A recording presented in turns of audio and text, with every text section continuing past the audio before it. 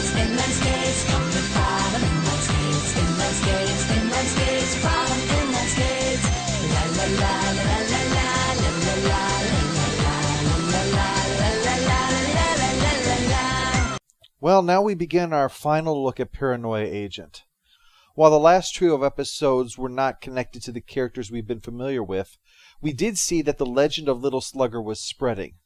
We also learned that the copycat that was murdered by the real Little Slugger in jail went by the online handle of Fox, wanted to die, and said he was going to make a big impact before that happened. Episode 11 begins with a woman telling her doctor she doesn't have the kind of money needed for the life-saving operation that she needs, and on the way out, we overhear a news story about the upcoming broadcast of the Moromi TV series. This means that the events we're seeing ran alongside the ones that we saw last time, and that the climax of that story hasn't happened yet. Maybe there's still time to stop the world's laziest serial killer before he strikes again. Tsukiko talks about her creation. Moromi has grown so much with all the love he's received. And how should I put it? I hope this series will allow even more people to feel the sense of peace he's already brought to so many. I'll get more into this later. For right now, it's time to catch up with Mitsuhiro, who, as you can see, doesn't look quite as well adjusted as his previous self. It could be that he's trying to protect himself from Little Slugger, but if that's the case, why don't you just wear a helmet instead of dressing like an extremely frugal cosplayer? But we follow the sick woman home, where stories are continuing to be told about Little Slugger, making him more and more of a monster. And when the woman gets home, Little Slugger is there, waiting for her. And she expected him, saying that she had called for him, in fact. I admit the thought did occur to me, that I wanted a way out, that it wasn't worth having an operation in order to prolong my life. Further clarifying how Little Slugger works, that he comes for those who can't face their situation and are looking for a way out of it. For some, like the sleazeball journalist or the narcissistic student, that's a love tap on the old melon. For others, like the copycat, it's death. She had wanted the same thing, but admits that was a moment of weakness, that to fail would betray her husband, and given those string of connections, it naturally fits that we know who he is. He's Keiichi, the disgraced detective that we've been following. Right now he's working security on 3 different construction jobs, and not overseeing the security arrangements like you would expect from a former police chief, no. He's standing on the street with a whistle. Wow. In America, he could shoot an unarmed civilian and still get a better job than that. Miss I isn't going to truck with Little Slugger's delusions, though, that human beings need him to run around smacking them on the head. I was born with a delicate constitution. Like Venezuela? Shut up, kid. She's always been sickly, so much so that she thought she'd never marry, and was surprised that Keiichi would want her. He said, "There's nobody I want but you." Ooh, yeah. Security, ma'am, and I need to secure that booty. They married, but their attempts to have a child failed. Her body was just too weak, and she miscarried the daughter that he had always wanted. He didn't blame her for it, and it wasn't her fault, after all. But she did blame herself for it. She tried to make up for this by trying to be as perfect a companion for him as she could possibly be. Yet he was away more and more often. He blamed it on work, but she wondered if that was just an excuse. I couldn't blame him. As you can see, I am and always will be a useless invalid. I couldn't stand it. It wasn't the fact that I was losing him. It was the thought that I had somehow become a great burden to him. And that hurt. Because if that was really the case, I'd rather... I'm so ashamed. This looks just like Mark McGuire's home movies. As she explains this, we see Keiichi running to his 3rd job, where he stumbles over and picks up a Moromi keychain. This is a new job, and he's partnered up with an old con, a former burglar who's gone straight, and was arrested by Keiichi himself back in the day. No grudge, though. Keiichi had caught him fair and square, and the burglar was a class act, dressed up all in black with a mask and a burlap sack. All it needed was a $sign painted on it. But he had stopped. Like everything else, things have changed in the burglary business. New tools, new terms, new ways of doing things. The old ways have all been left behind. Meanwhile, Little Slugger is smashing up the place, and that brings us to the scene that asks, did you not think someone would post this image on the internet? And then one day, something happened. That's just wrong, Paranoia Agent. That's just wrong. Back at the site, Keiichi and his new buddy discuss the old days, and it brings up the same thing that he had said while dealing with Fox's fantasy video game world. The world around us may be wrong, but there must be some things in this world that are right. That's how we can go on living. I'll never forget it. You kept tapping it on my head with your nightstick. Just kidding. This is the Japanese police force, remember? I think that their training for special weapons and tactics involves how to strap their hat on so that it doesn't fall off when they get beaten up. Anyway, the episode immediately cuts to her reading Little Slugger the Riot Act, that he is an affront to all her husband stands for. Not just the violence that he commits, but the very idea that he represents of escaping the world and what one has done, to abdicate oneself of responsibility and be able to say, as our killer from last time kept insisting, it's not my fault, and to be able to take comfort in knowing that they are a victim. And yet, Little Slugger has beaten him. I mean, not literally like he did with everyone else, but Little Slugger is still doing his thing and her husband has lost his job, off the case for good, and with no way to support his sick wife. The thought of that momentarily fills her with such despair that Little Slugger seems to see his opening, that he can strike, and it takes a little time for her to overcome her despair and instead laugh at him. As much as he wants to brain her right now, she won't let him, and he can't do it otherwise. He has no power over her that she doesn't give him. She confesses that, with all the expenses and them barely scraping by, she told her husband that his life would have been much better if he'd never been burdened with her. He didn't take kindly to that. Don't ever say those words again. You're just trying to find some way to escape from all this. You can't give in or delude yourself. You can't always think there's an easy answer. No matter how hard it may be, if you don't run away, we'll overcome it together. This point combines with the running theme of suicide and shows how it connects with the main issues surrounding seeking to be rescued from problems rather than accepting responsibility for them. You came here to kill me. You came here offering me a false salvation.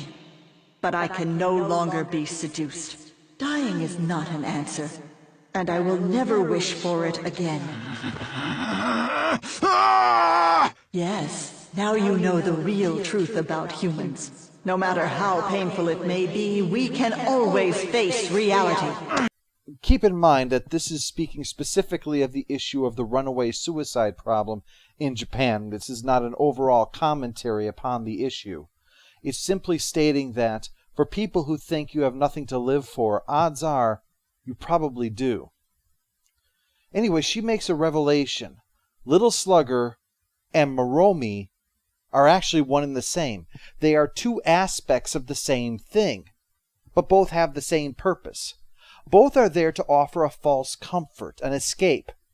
It's fine to want to have something to hold on to, but when you use it as a shield to stop you from facing the world, to tell you to ignore and forget the uncomfortable truths, then you've gone too far and begun to deceive yourself. That serial killer from last time was a perfect demonstration of this. He was the one who embraced Moromi out of all of them, and he accepted no personal responsibility for anything. The Moromi part then bled over into Little Slugger because then he took up a bat and bashed other people's skulls in, all while convinced that he was important and he was blameless. But she isn't taken in. She's not going to embrace the cuteness or the escape. She is going to accept the reality that is there. And if she doesn't like that reality, she's going to change it. She's going to fight to make it different. And she may lose that fight. But if she does, then she will go down swinging.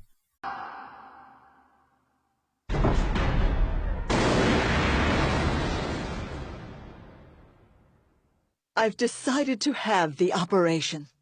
I'm going to get those breast implants. At the construction job, Keiichi has a surprising run-in with Tsukiko, where even he has to admit that Moromi is cute once you get a good look at the dog. But his mood becomes dark when he and his new buddy head to that bar after work. He's bothered because his time is over. He doesn't fit in this new world anymore.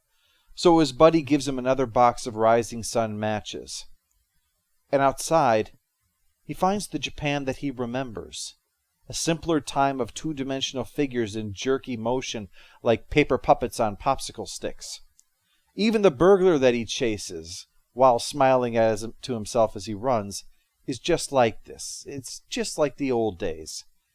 Except when he has the burglar cornered, all he finds is the Moromi keychain. But at least that means we have a witness. This episode is the creator most directly speaking his concerns, and while the sentiment can be applicable to anywhere, it's human nature to want to avoid blame and to shield ourselves from unpleasant news. Tsuchiko talked about the sense of peace people had in their lives for Moromi. His choice in using Moromi helps to paint this as an even more Japanese-specific issue. Each episode ends with the major characters appearing in a circle around Moromi, either asleep or, more likely, dead. Why assume dead? Because Moromi, who embodies telling yourself that it's not your fault, that you should forget about it, that you need to think about the happy things, also represents something else. Take a look at it. Okay, look at it in isolation. Strip it of the colorful cuteness, and what are you really looking at? Yes, Moromi is the atomic bomb. And with this cute little shield, there's no need to own up to anything, to feel responsible for what came before, or to own up to what has happened since. I realize that this is not the kind of thing that a white American should say about Japan, and believe me, I am not comfortable saying it. But I believe that this is what Satoshi Kon was saying. Japan as a country, and the Japanese as a people, need to avoid being a nation of children and take their proper place in the world. Don't hide behind your cuteness, or the bomb, or your self-deception that we're nothing but innocent victims. This was the irony of the recurring idea. Kids today don't know the difference between fantasy and reality. And Paranoia Agent says, hey, guess what? We're all children. We're all guilty of that sin. Episode 12 shifts the focus now to Mitsuhiro, who's repeating his call over the radio and warning about Little Slugger. That rumor makes him stronger. This we can see as Mitsuhiro battles Slugger in the only appropriate way, while dressed like a trick-or-treating 5-year-old. Little Slugger is more than a match for him. Shocking, I know, but it's true. I never thought that he'd be able to grow this big. No, I mustn't think. Mustn't speak coherently either, I guess. Seriously, I checked and was told that was not Japanese he's speaking. I'm not saying Japanese is gibberish. Kanazuki no Miko is gibberish, but that's a completely different topic. Anyway, he loses the fight, which is not too surprising considering that his sword is in fact an umbrella, so its offensive capabilities are pretty much limited unless you're either the Penguin or Mary Poppins. He needs help. Well, that obviously goes without saying. But he specifically needs guidance. So he goes to see the old man, whom he calls the Ancient Master, just like when he was referenced in that video game. Bunny, you must dance with a bunny. That's definitely useful and not crazy senile talk. After he's finished, the old guy dies, but Mitsuhiro assures him that he will see this through, and visits with Misai in the aftermath of her Little Slugger run-in from last time, and she explains about Little Slugger and Moromi being one and the same. And Mitsuhiro sees how much the public is in love with Moromi. Balloons, toys, CDs, merchandise. The public could even be more impressed with Moromi if he was a new space toilet. And remember what she had said before. All of the love everyone was showing Moromi had caused him to grow. Consequently, Little Slugger is growing too. During one of the interviews, Tsuchiko's old drawings are shown with the early versions of Moromi on display, based upon her very own dog when she was a little girl. But Mitsuhiro recognizes one of the sketches. It's the same as the one that she gave them of Little Slugger, back when he was just a story that she made up. But look at it, though. It's real evidence. This proves that he's not crazy. Follow me! Yeah, sure, that's right. Huh? Sure, I'll follow you, tiny bunny girl. Hey, did you know I'm not crazy? 'Cause I'm not.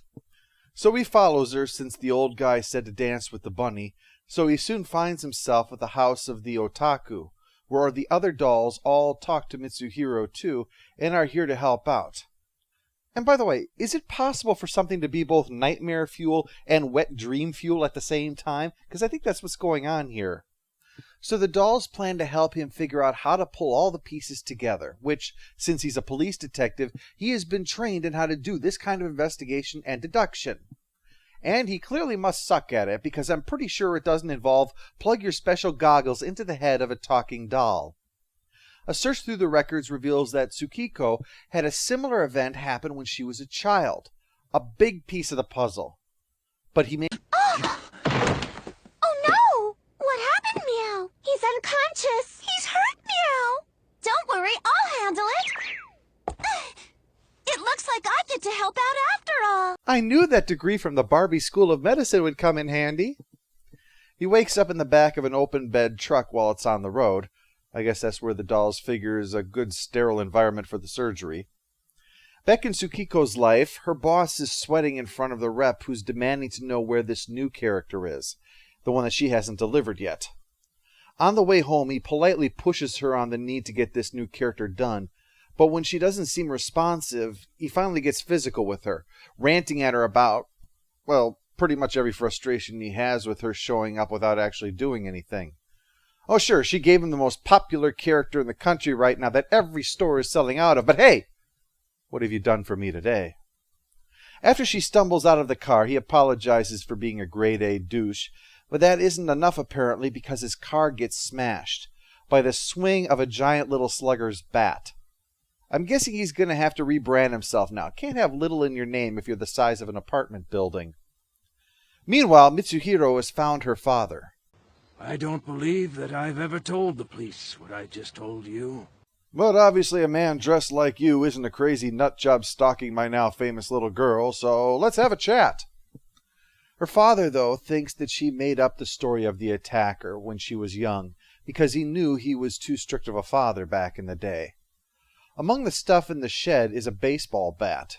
Not bent, but her father had told her that he would use it on the attacker if he ever found the kid. Mitsuhiro takes it, and in his hands it becomes a golden sword. At least in his view. Her father looks at him like he's weird. Still, he's the first one who's come by today that didn't ask for her old bras or menstrual fluid, so he seems to be on the level. We now have all the pieces to pull together what's been happening. 10 years ago, Tsukiko had a pet dog that she was supposed to look after. Something happened. She dropped the leash, and the dog ran into the street where it was hit by a car. Knowing how strict her father was, she made up a lie about a boy on rollerblades doing it with a baseball bat, hoping that he wouldn't punish her for the dog's death because he had gone to so much trouble to get it for her. She got away with it. So 10 years later, when she was desperate and backed into a corner, she smashed her own leg with a pipe and told the same story. Only this time, she was famous. This time, she was the creator of Moromi, the beloved pink dog that many had heard of and most loved and believed. While some thought she was faking, the story spread among the rest, until finally the sheer force of all those people shaping him brought Little Slugger into being. His form was that of someone else who was likewise backed into a corner, someone who wanted out and wanted to do something like this, to get attention before his grand exit. So that's why he looks like his own copycat. Little Slugger served the same purpose, to get people out of a situation from which there seemed no exit. But the more he did, the more the stories about him got bloodier and bloodier, until he was a dangerous monster. He and Moromi are two sides of the same coin, each growing because of the needs and wants of the people. They are both aspects of the same force. One is promoting denial, the other promoting absolution. It's not your fault, Tsukiko. It's entirely his fault. You haven't done anything wrong at all. Mitsuhiro calls up to try to talk to her about this, but Moromi cuts the phone cord. But as I said, while the two are different sides of the same coin, they are different. So Moromi tries to lock the door while Little Slugger tries to bash his way in. Tsukiko can't escape, but luckily Mitsuhiro arrives and intervenes with his own bat. Little Slugger is freaked out, realizing what that bat is, and Mitsuhiro manages to slice through the bat and cut the monster in half. Victory!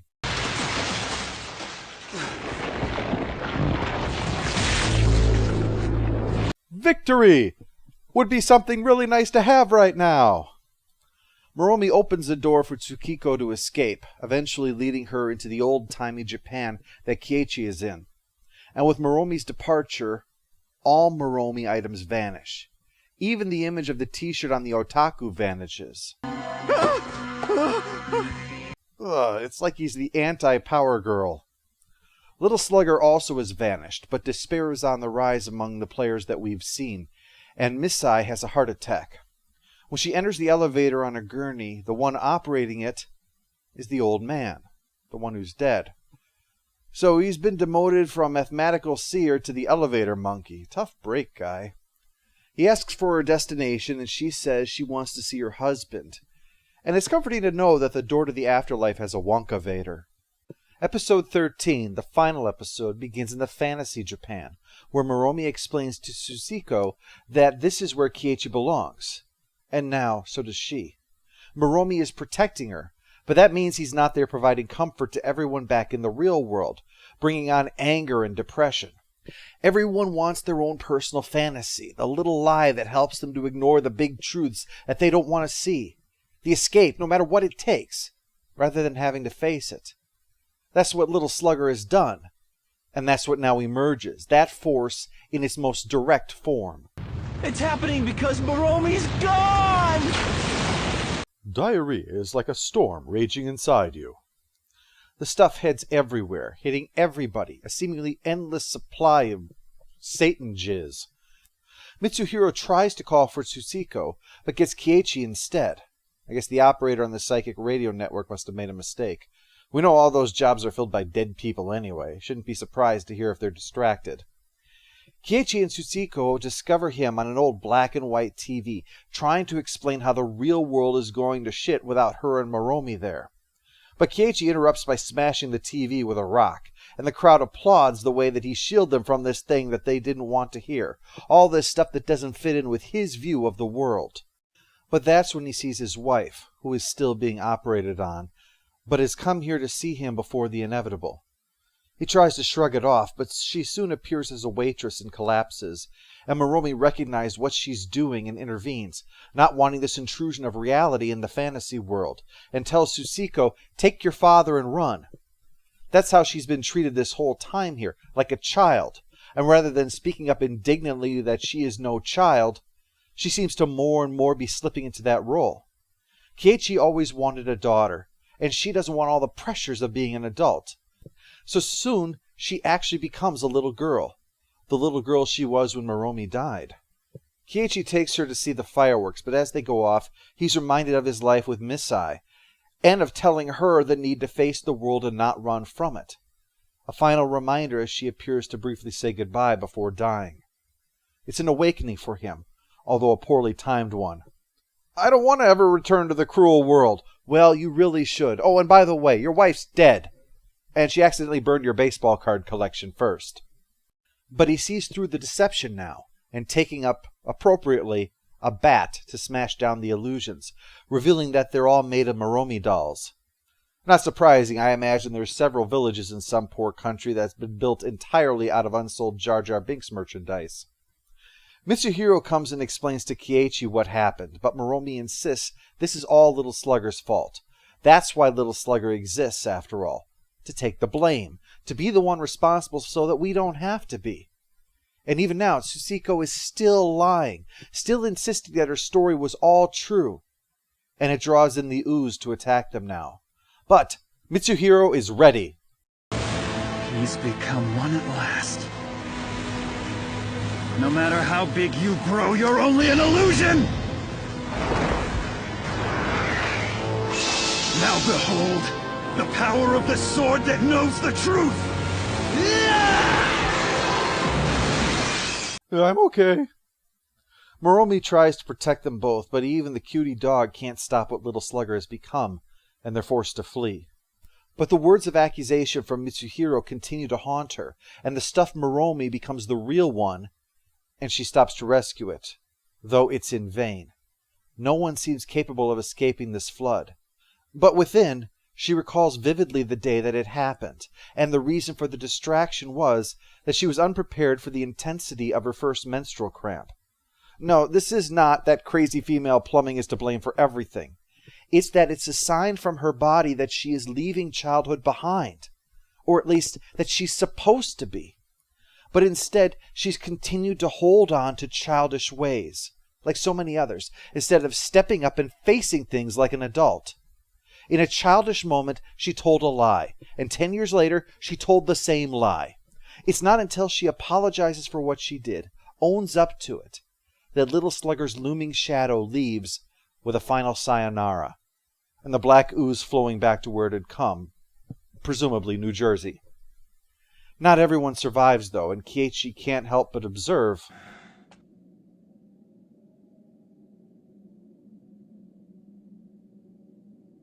My God, it's just like after the war. To again makes the subtext clear.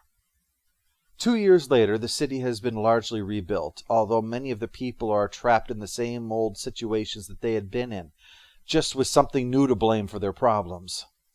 There's Moromi's replacement, a cat named Meow, who is just as much a bit of manufactured cuteness as he was.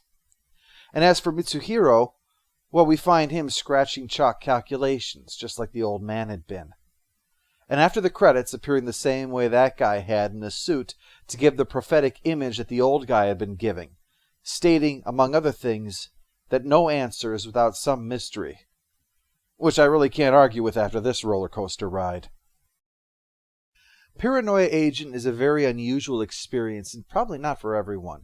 It's easy to get lost or wonder what the hell is going on, and if you don't know what to expect, it can start rather slow. But there's a lot of interesting material under the surface, and a lot of things that one can consider and debate. For instance, what is the nature of overlap between fantasy and reality in this world? Is this tied to Kami, as might be inferred from some of the subtext, or is it something else entirely? Real-world consequences happened, beyond what a mob of deluded people could accomplish, so it wasn't as if all of this stuff everywhere was just in people's heads. Imagination is so real that it can come to life. How does this connect to Mitsuhiro, then, who, like Makoto, dons the persona of a great warrior, and yet, as we saw, is slapped aside by the black ooze like a bothersome gnat, his only contribution being that he keeps Tsuchiko alive and points the way to the answer? Speaking as an outsider to anime, I guess I'd say it takes a bit more work and can leave you a bit puzzled as to what is going on due to the overlap between worlds and the overlap between plots.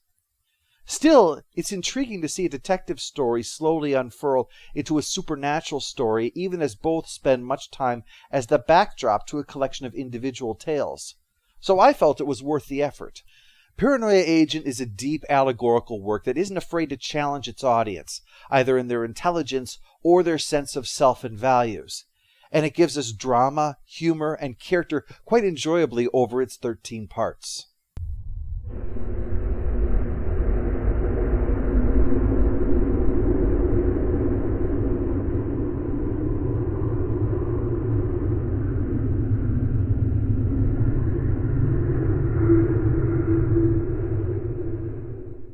I found the path, ancient master. Thank you.